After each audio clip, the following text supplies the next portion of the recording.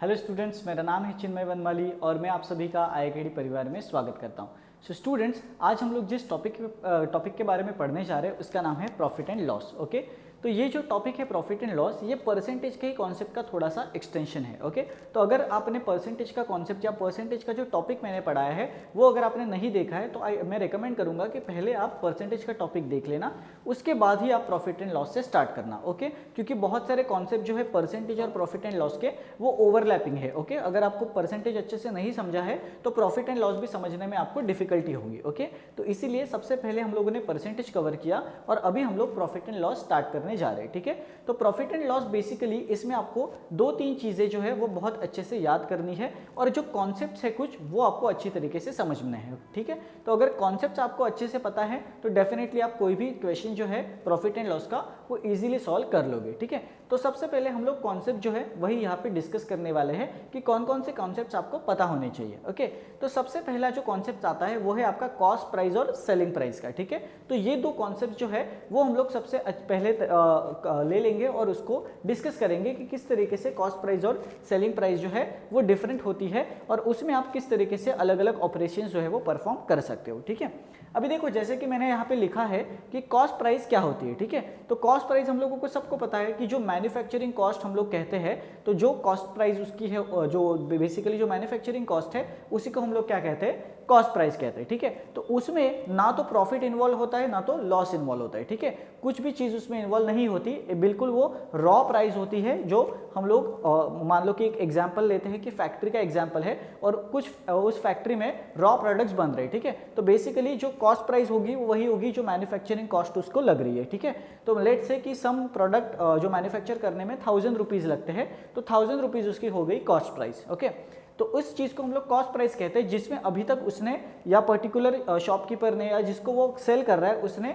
अभी तक उसने उसमें प्रॉफिट या लॉस नहीं ऐड किया है। ओके, तो बिल्कुल जो मैन्युफैक्चरिंग कॉस्ट वाली प्राइस है उसी को हम लोग कॉस्ट प्राइस कंसीडर करेंगे। Okay, then we are seeing the selling price. Okay, तो सेलिंग प्राइस के लिए मैंने आपको यहाँ लिखा है कि जो आपकी चीज जो है आप जैसे जिस प्राइस में बेच रहे हो उसको हम लोग क्या कहते हैं, सेलिंग प्राइस। ओके, तो जैसे कि मान लो कि 1000 रुपीज का हम लोगों ने एग्जाम्पल लिया था तो वो कॉस्ट प्राइस थी। ओके, अभी मान लो कि जब मुझे बेचना है किसी कस्टमर को तो मैं 200 रुपये अपना प्रॉफिट मार्जिन रखूंगा, मतलब 200 रुपये में अपना कॉस्ट जो है वो रख लूंगा और मैं उस पर्टिकुलर चीज को 1200 रुपये में बेचूंगा। ओके, तो इसका मतलब क्लियर हो गया, जो 1200 रुपये है वो उसकी क्या होगी, सेलिंग प्राइस होगी और उसको 200 रुपीज का प्रॉफिट हुआ जिसने भी उसको बेचा है। ठीक है, तो बहुत सिंपल तरीके से हम लोगों को ये आइडेंटिफाई करना होता है कि कॉस्ट प्राइस और सेलिंग प्राइस में बेसिक डिफरेंस क्या होता है। ठीक है, तो क्लियर डिफरेंस है कि कॉस्ट प्राइस पे हमेशा आपको प्रॉफिट या लॉस नजर आएगा। ठीक है, और कॉस्ट प्राइस पे जो भी प्रॉफिट या लॉस होगा और जो आपका आंसर आएगा that will be always be the selling price. Okay, तो बहुत इजीली हम लोगों ने ये अंडरस्टैंड कर लिया कि कॉस्ट प्राइस और सेलिंग प्राइस के बीच में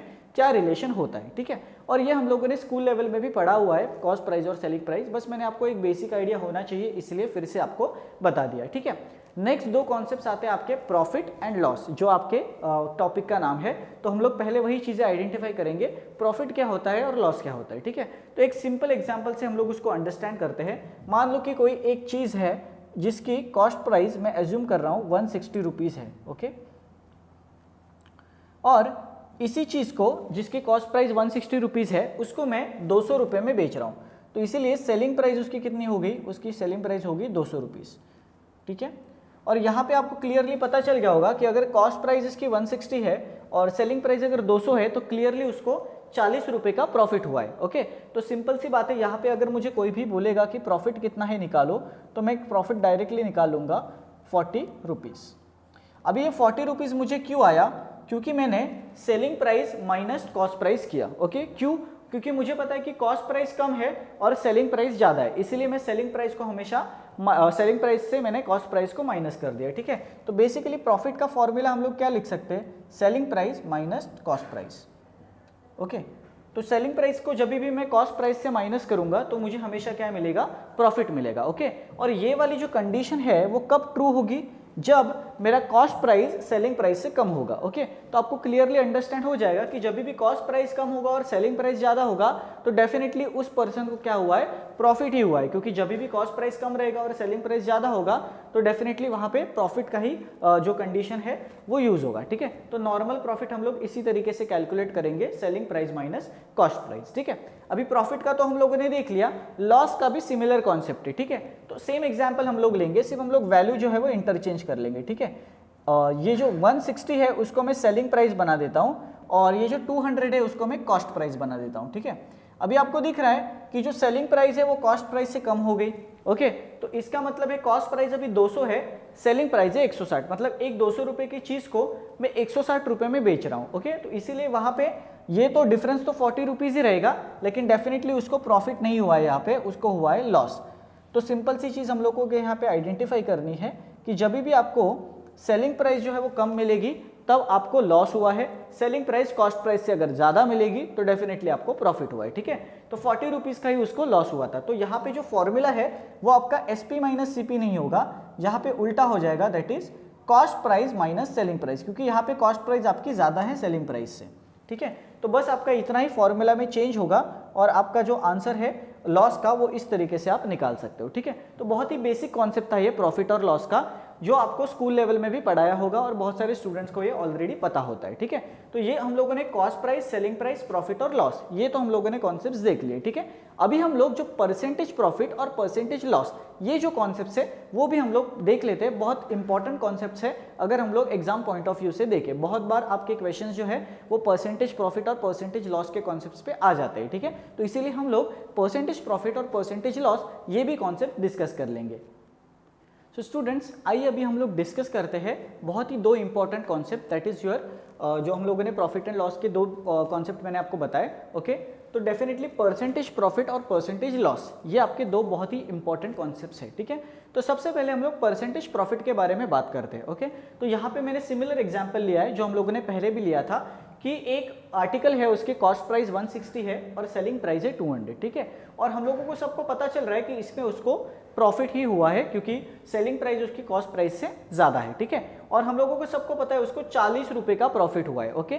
लेकिन बहुत बार एग्जाम में आपको पूछ लेते हैं कि जो उनको प्रॉफिट है वो रुपीज में नहीं चाहिए, उनको परसेंटेज में चाहिए, ओके। और इसी से कॉन्सेप्ट आपका डेवलप होता है परसेंटेज प्रॉफिट का, ठीक है।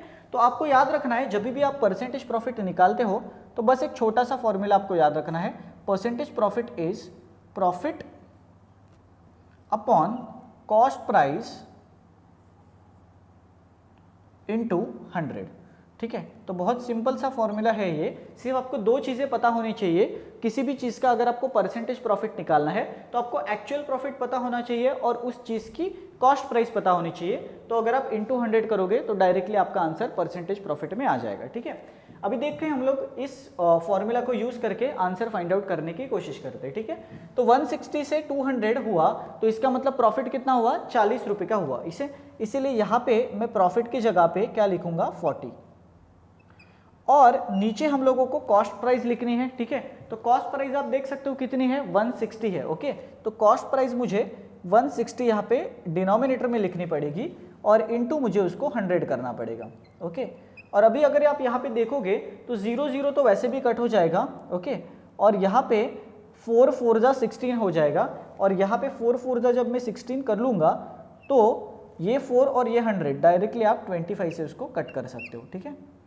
इसका मतलब मेरा जो आंसर है परसेंटेज प्रॉफिट का वो कितना आया, वो आया 25%, ठीक है।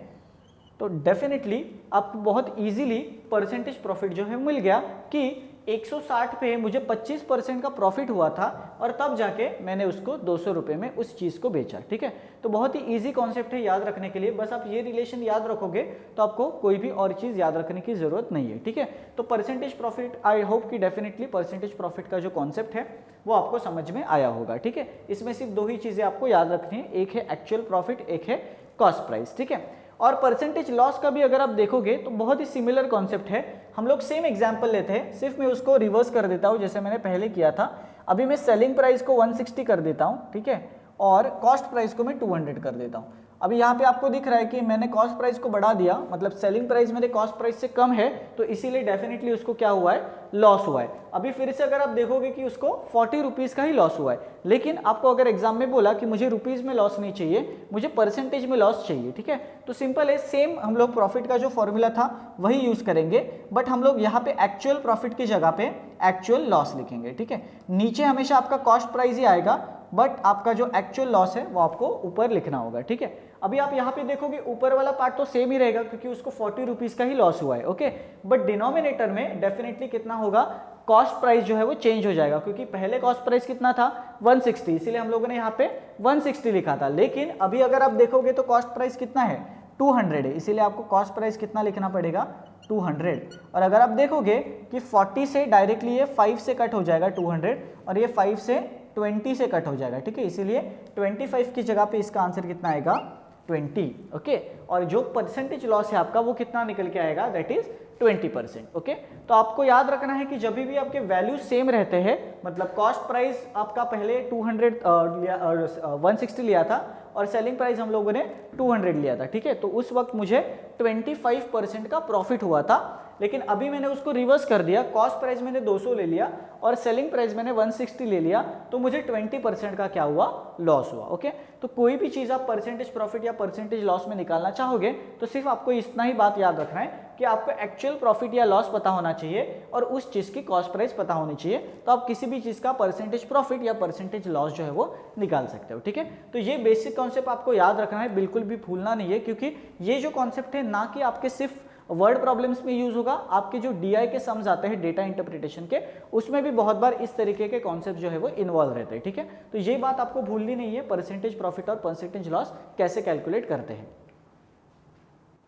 तो स्टूडेंट्स अभी हम लोग और एक इंपॉर्टेंट कॉन्सेप्ट डिस्कस करने जा रहे हैं। हम लोगों ने ऑलरेडी कॉस्ट प्राइस और सेलिंग प्राइस क्या होती है वो देख लिया, और उन दोनों के बीच में हम लोगों ने डिफरेंस भी देख लिया क्या होता है, ठीक है। अभी हम लोग और एक प्राइस के बारे में पढ़ने जा रहे हैं, that is called as mark price और लिस्ट प्राइस और मार्केट प्राइस, ओके। बहुत सारे नाम से ये प्राइस जानी जाती है, ठीक है। उसको मार्क प्राइस भी कहते हैं हम लोग, लेबल्ड प्राइस भी कहते हैं, लिस्ट प्राइस भी कहते हैं, ठीक है, और मार्केट प्राइस भी हम लोग उसको कह सकते हैं, ठीक है। तो बहुत बार आपको एग्जाम्स में इस तरीके से वर्ड जो है वो देखने को मिलेंगे कंफ्यूज करने के लिए, बट सारों का मीनिंग जो है वो सेम होता है। अगर आपको लेबल्ड प्राइस भी बोला है या आर्टिकल प्राइस भी बोला है तो that is actually equal to the mark price only, ठीक है। अभी हम लोग यहाँ पे समझने की कोशिश करेंगे कि मार्क प्राइस का मतलब क्या होता है और वो सेलिंग प्राइस के किस तरीके से डिफरेंट है, ठीक है। अभी देखो, सेलिंग प्राइस हम लोगों ने देख लिया कि कॉस्ट प्राइस पे हम लोगों को जो भी प्रॉफिट या लॉस होता है उससे हम लोगों को सेलिंग प्राइस मिलती है, ठीक है। अभी यहाँ पे मैं आपको एक सिंपल एग्जांपल से समझाता हूँ कि मार्क प्राइस का मतलब क्या होता है, ठीक है। तो देखो, अमेजोन पे हम लोगों ने बहुत लोगों ने शॉपिंग की होगी, ठीक है, और आपने वहाँ पे देखा भी होगा कि बहुत सारी चीज़ें आपको डिस्काउंट में मिल जाती है, इसीलिए आप ऑनलाइन शॉपिंग प्रेफर करते हो, ठीक है। तो वहाँ पे अगर आप देखोगे तो आपको एक प्राइस लिखी रहती है, that is the mark price, जिस पे आपको डिस्काउंट मिलता है, ठीक है। फॉर एग्जाम्पल, अगर मैं शूज़ खरीदने गया तो शूज़ की जो एक्चुअल प्राइस है वो दूसरी होती है, लेकिन उन्होंने 4000 लिखी होती है फॉर एग्जाम्पल, तो 4000 जो है वो मार्क प्राइस हो गई, और उस पर लिखा होता है 4000 को कट करके लिखा होता है 50% ऑफ, ओके। और 50% ऑफ करने के बाद जो आपको प्राइस मिल रही है वो प्राइस नीचे लिखी होती है 2000 रुपीज़, ठीक है। तो आपको पता चल गया वहां पे जो 4000 कट की हुई है वो आपकी क्या थी, मार्क प्राइस थी, और उसके ऊपर उन्होंने आपको डिस्काउंट ऑफर किया है, और 2000 रुपीज़ जो है वो एक्चुअल क्या है, सेलिंग प्राइस। क्यों? क्योंकि जो डीलर है वो आपको उस 2000 रुपीज़ में सेल कर रहा है, ओके। तो यहाँ पे आपको डिफरेंस समझना है कि सेलिंग प्राइस और मार्क प्राइस में क्या डिफरेंस आया, ओके। सेलिंग प्राइस वो हो गई जो आपको डीलर ने एक्चुअल प्राइस में सेल किया, दैट इज 2000 रुपीज़, राइट। और मार्क प्राइस वो थी जिस प्राइस पे आपको डिस्काउंट मिला, राइट। तो जैसे कि 4000 रुपीज़ उसकी प्राइस थी और उसके ऊपर आपको 50% का डिस्काउंट मिला था, ठीक है। तो हमेशा आपको याद रखना है कि जब भी आपको एग्जाम में क्वेश्चन आएगा डिस्काउंट के बारे में, तो आपको एक चीज हमेशा याद रखनी है कि डिस्काउंट हमेशा आपको किस में मिलता है, मार्क प्राइस पे मिलता है, ठीक है। तो मार्क प्राइस पे जो भी डिस्काउंट मिलेगा उसका कैलकुलेट करके आपको क्या मिल जाती है, सेलिंग प्राइस मिल जाती है, ठीक है। तो ये बहुत ही इंपॉर्टेंट कॉन्सेप्ट है जो आपको समझना है। बहुत सारे स्टूडेंट्स को इसमें कंफ्यूजन होता है कि मार्क प्राइस और सेलिंग प्राइस में डिफरेंस क्या है, ठीक है। तो इस तरीके से अगर आप एग्जाम्पल से समझोगे तो डेफिनेटली आपको समझ में आ जाएगा कि डिफरेंस क्या है, ठीक है। तो सिंपल सी बात है, अगर मुझे मार्क प्राइस और सेलिंग प्राइस में रिलेशनशिप एस्टैब्लिश करना है तो एक सिंपल एग्जाम्पल से हम लोग उसको समझेंगे कि मान लो कि किसी एक आर्टिकल की प्राइस 1000 रुपीज़ थी और ये मार्क प्राइस थी। ओके, और इस 1000 रुपीज़ पे मैंने उसको 10% डिस्काउंट ऑफर किया। ओके, अभी देखो जहाँ पे भी हम लोग डिस्काउंट की बात करते हैं तो डिस्काउंट मतलब मैं कम करता हूँ, राइट। और हम लोगों ने परसेंटेज के ऑलरेडी कॉन्सेप्ट में देखा है कि जब भी हम लोग किसी भी चीज़ की वैल्यू कम करते हैं तो हम लोग उसको क्या करते हैं, 100 से माइनस करते हैं, ठीक है। तो अगर मैंने 10% का डिस्काउंट ऑफर किया है तो बेसिकली जो चीज़ है मुझे वो कितने में मिलनी चाहिए, ये मेरा डिस्काउंट है 10% का, तो मैं उसको यहाँ पे क्या लिख दूंगा, 100 minus 10 that is 90 upon 100। Okay, अभी ये 2 जीरो तो कट हो जाएंगे वैसे भी, ठीक है। और 90 इंटू 10 कितना आता है, 900। तो इसका मतलब मुझे 10% का डिस्काउंट मिलके ये जो चीज़ मिली है वो मुझे मिली है 900 रुपीज़ में। ओके, तो अगर ये 1000 मेरी मार्क प्राइस थी तो ये जो 900 मुझे मिली है वो मेरी क्या है, सेलिंग प्राइस है। ओके, तो इसीलिए मैंने ये एग्जांपल दिया ताकि आपको क्लियर हो जाए कि मार्क प्राइस और सेलिंग प्राइस में रिलेशन जो है वो क्या है, ठीक है। तो मार्क प्राइस पे मैंने डिस्काउंट कैलकुलेट करके जो भी प्राइस मुझे मिलती है that is by selling price. Okay, तो इस तरीके से अगर आप याद रखोगे तो डेफिनेटली आप कभी भी कॉन्सेप्ट जो है वो भूलोगे नहीं, ठीक है। अभी इसके बाद और एक कॉन्सेप्ट है जो है सक्सेसिव डिस्काउंट का, वो भी हम लोग डिस्कस कर लेंगे। सो स्टूडेंट्स, यहाँ पे हम लोग सक्सेसिव डिस्काउंट का कॉन्सेप्ट जो है वो डिस्कस करेंगे, ठीक है। तो देखो सक्सेसिव डिस्काउंट के लिए आप अगर ये फॉर्मूला याद रखोगे तो आपके लिए इजी रहेगा। मैं आपको ये बताऊंगा भी कि ये फॉर्मूला हम लोग क्यों यूज करते हैं सक्सेसिव डिस्काउंट के केस में, ठीक है। तो देखो अगर आपको याद होगा तो जब मैंने परसेंटेज का कॉन्सेप्ट आपको पढ़ाया था तो मैंने आपको उसमें 3 कॉन्सेप्ट्स पढ़ाए थे, ठीक है। तो मैंने आपको उसमें जो सक्सेसिव परसेंटेज था उसमें 3 केसेस अलग अलग बताए थे, ठीक है। पहला केस मैंने आपको बताया था कि जब दोनों परसेंटेज में इंक्रीज कर रहा हूं तब आपको इस फॉर्मूला में क्या करना है, ठीक है। और मैंने कहा था दूसरे केस में कि एक इंक्रीज और एक डिक्रीज जब होता है तो क्या होगा आपके फॉर्मूला में। और तीसरा केस में मैंने आपको कहा था कि दोनों के दोनों जब डिक्रीज होंगे तब आपको क्या करना है, ठीक है। तो डिस्काउंट मतलब डेफिनेटली कम ही होगा। ओके, तो सक्सेसिव मतलब क्या, एक के बाद एक। ओके, तो अगर मैं दो सक्सेसिव डिस्काउंट्स अगर दे रहा हूं तो डेफिनेटली वो दोनों के दोनों क्या होंगे, कम होने वाले होंगे। ओके, और हम लोगों ने लास्ट जो केस लिखा था परसेंटेज में वो दोनों डिक्रीज वाला लिखा था और उसमें मैंने ये भी कहा था आपको कि तब आप दोनों के इसमें माइनस लिखना और ये जो बीच वाला है उसको प्लस लिखना, ठीक है। अभी आप कहोगे कि सर आपने ऐसे क्यों लिखा है, क्योंकि यहाँ पे अगर आप देखो जो नॉर्मल हम लोग लिखते थे वो ऐसे लिखते थे -x -y और माइनस माइनस करके प्लस, ठीक है। तो अगर आप देखोगे कि ये जो सेकेंड वाला पार्ट है और ये जो फर्स्ट वाला पार्ट है दोनों के दोनों सेम है। ओके, सिर्फ डिफरेंस ये है कि इसमें प्लस प्लस माइनस है और इसमें माइनस माइनस प्लस है, बट इससे आपके जो कैलकुलेशन है उसमें कोई भी चेंज नहीं आएगा, ठीक है। आप टेस्ट भी कर सकते हो, ठीक है। अगर आप दो वैल्यूज यहाँ पे रखोगे और दो वैल्यूज इसी फॉर्मूला में रखोगे तो आपका आंसर जो है वो सेम ही आने वाला है। ओके, तो आपको टेंशन लेने की जरूरत नहीं है, आप इन दोनों में से कोई भी याद रख सकते हो। ये मैंने इसलिए लिखा है क्योंकि वो दिखने में थोड़ा सा अच्छा लग रहा है, ठीक है। तो इसीलिए आप दोनों में से कोई भी फॉर्मूला यूज करोगे तो आपका आंसर जो है सक्सेसिव डिस्काउंट का वो सेम ही आएगा। ओके, तो देखो सक्सेसिव डिस्काउंट के लिए आपको यही एक फॉर्मूला याद रखना है क्योंकि डिस्काउंट मतलब क्या, कम होने वाला है, इसीलिए जो दोनों वैल्यूज होंगे वो हमेशा क्या होंगे, डिक्रीज वाले ही होंगे। तो इसमें कोई केस नहीं बनेगा, सिर्फ यही एक आपका केस होगा जब आपके दोनों सक्सेसिव डिस्काउंट्स आपको मिलेंगे, ठीक है। अभी एक एग्जांपल से इसको समझते हैं कि और भी दूसरे मेथड से हम लोग किस तरीके से उसको सॉल्व कर सकते हैं, ठीक है। तो मान लेते हैं कि एक आर्टिकल है जिसकी मार्क प्राइस है 5000 रुपीज। ओके, और इसी मार्क प्राइस पे मैंने एक कस्टमर को दो डिस्काउंट्स दिए, ठीक है। एक मैंने डिस्काउंट दिया उसको 10% का और दूसरा डिस्काउंट मैंने दिया उसको 20% का। और हम लोगों को निकालना है कि ये दो डिस्काउंट्स देने के बाद ये जो चीज़ है 5000 की वो उस कस्टमर को कितने में मिली। मतलब इन शॉर्ट हम लोगों को सेलिंग प्राइस फाइंड आउट करनी है कि मैंने उस कस्टमर को कितने रुपीज़ में सेल किया, 5000 का जो मार्क प्राइस था वो, ठीक है। तो 5000 मेरा मार्क प्राइस है। ओके, अभी देखो इसको हम लोग नॉर्मल परसेंटेज के कॉन्सेप्ट से भी कर सकते हैं without using the successive discount, ठीक है। कैसे, हम लोगों को पता है पहला डिस्काउंट उसको कितने का मिला है, 10% का, और हम लोग जब भी 10% लिखते हैं कम करके तो हम लोग क्या लिखते हैं उसको 90/100। ओके, बहुत ही सिंपल है ये, ठीक है। और हम लोग और उसमें मल्टीप्लाई क्या करेंगे, और 20% का भी डिस्काउंट मिला है तो डेफिनेटली डिस्काउंट है इसलिए हम लोग उसको क्या लिखेंगे 80/100, ठीक है। तो इस पर्टिकुलर एक्सप्रेशन को अगर आप सिंप्लीफाई करके सॉल्व करोगे तो आपको एक आंसर मिलेगा जो आपका होगा सेलिंग प्राइस, ठीक है। और ये जो वैल्यू आएगा इसको सॉल्व करके वो इक्वल होगा जब आप सक्सेसिव डिस्काउंट से भी करोगे, ठीक है। अभी ये तो हम लोगों ने देख लिया कि किस तरीके से हम लोगों ने उसको सॉल्व किया, ठीक है। तो आप इसको कैलकुलेट करके वैल्यू निकाल लेना एक, और फिर जो नेक्स्ट वैल्यू हम लोग निकालेंगे वो दोनों सेम आती है कि नहीं वो चेक करना, ठीक है। तो इसमें डेफिनेटली कैलकुलेट करके आपको एक वैल्यू मिलेगी, ओके। अभी हम लोग इसी प्रॉब्लम को सक्सेसिव डिस्काउंट से करने की कोशिश करते हैं, ठीक है।